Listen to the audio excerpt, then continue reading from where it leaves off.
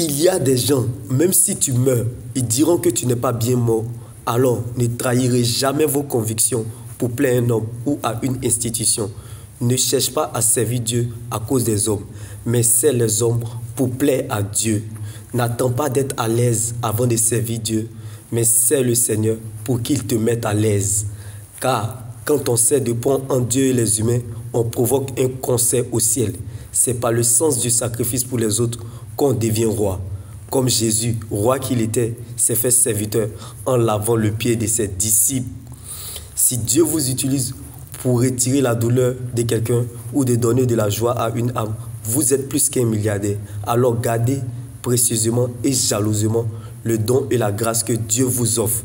C'est là votre plus grande richesse. La grande et vraie foi, ce n'est pas de s'en sortir dans la vie, mais c'est de sortir victorieux des épreuves de l'éternité. La grande et vraie foi, c'est de chercher, suivre et servir Dieu.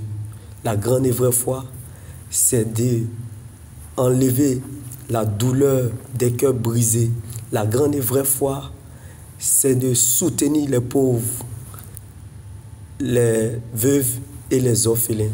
La Bible pouvait nous le dire, celui qui s'intéresse aux pauvres, à la veuve et à l'orphelin, au jour du malheur, l'Éternel en délivre.